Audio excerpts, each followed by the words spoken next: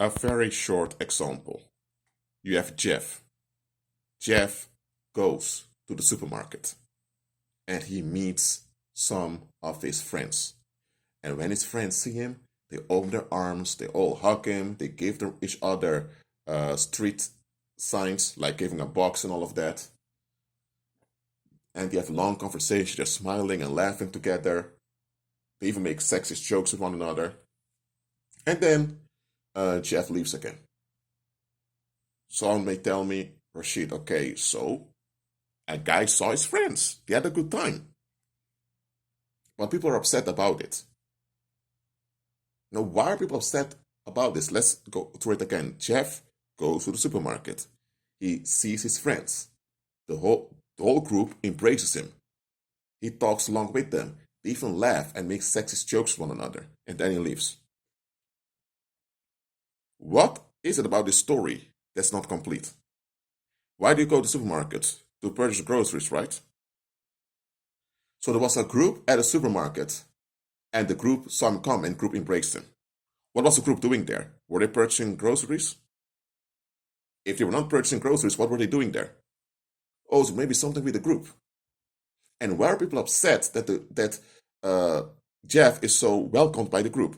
Because that means that the group is either doing something criminal, or the group is not liked, or the group is not wanted, and Jeff is expected not to get along with the group. So what is it with Jeff that Jeff is not expected to get along with the group? Okay, let me tell you the missing data here. Jeff is a police officer.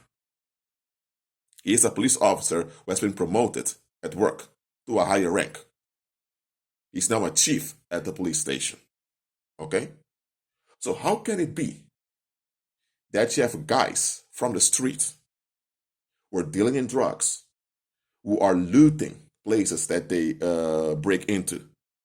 They're deeply and openly involved in crime. And they're openly hanging out at a supermarket. And everyone around knows those guys are criminals. And a chief police officer comes, and they're happy to see him. Something doesn't add up here. Those guys can be put in jail, or they can go to prison after convicted by the judge. So they can go behind bars for years. So the last individual they want around is a police officer, especially a police officer that's a chief at the police station. So why are they so happy to see a chief police officer? It is because something is wrong with that police officer.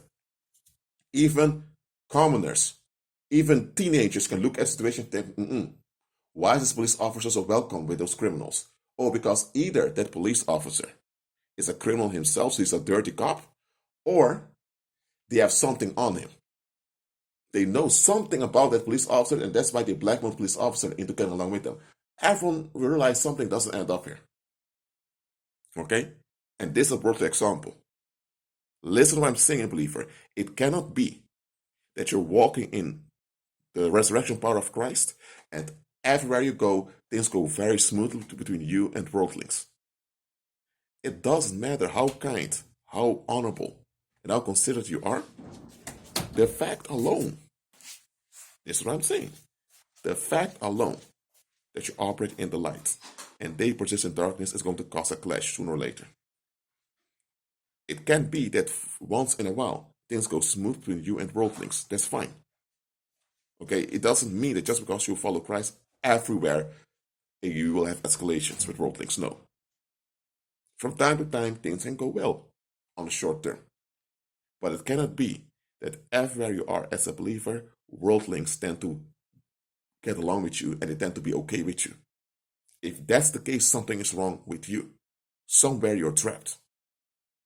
When it comes to finances, look, there are worldlings out there, or there are pagans out there with paranormal charms, and they have stalkers making fake Facebook profiles or fake social media profiles with their pictures, and they will use those fake social media profiles to arouse other people. Why? So that the image of the real individual suffers harm.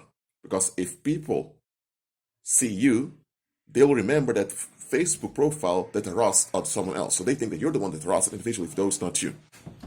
Okay, some people were even killed by such incidents because they were mistaken for something they didn't do.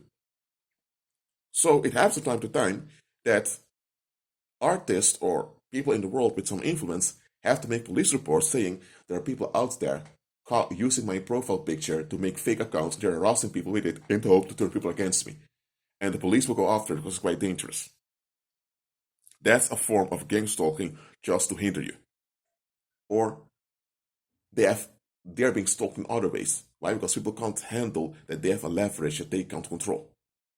So if even pagans who are of the world face this, when it comes to finances, let me tell you, when you are a believer and you walk by faith and the cash flow flows towards you, be prepared to receive massive attacks. Be prepared to have multitudes of creeps coming to haunt you. Right? Because you're both a believer and you have a cash flow. So you're able to have direct impact. So folks are not going to be able to sleep because of it. They will become desperate. They will make multiple social media accounts just to distract you and to hinder you. Such things will happen. You will not be left alone, ever. So if you find a believer out there where they are financially what they call secured in the world, and when it comes to finances, everything's very smooth with them for a long period of time, they're trapped.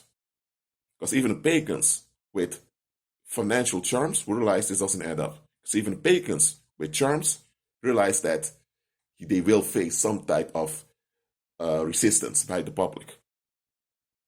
So check your expectations, because some of you are praying, some of you are making decrees and declarations that don't add up.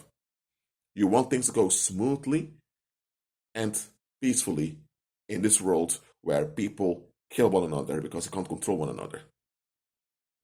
If even Christ himself did not have that, if he didn't pray for that, why are you doing it? You can pray for victory, you can decree and declare victory, that's what you do. But to long for smooth success, that's not biblical, especially when it comes to finance. You know why? Because, hey, I'm telling the truth. When it comes to finances, when you have a high cash flow as a believer, believe me, folks don't want you to sleep. They don't want that. And that's why some of you, well, listen to this, it's the Holy Spirit that blocked high cash flow coming to you.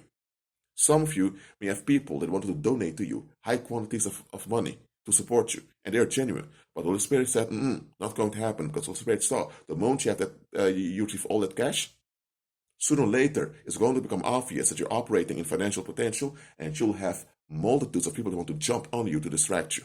And if they can't find you, they will cause all types of damage in the community. They will harass everyone around you. They will go to your workplace. They will stalk your relatives. They will scream on the streets. Hey, worldlings lose their minds when they can't have a grip on you, especially when you have a financial grip that they can't control.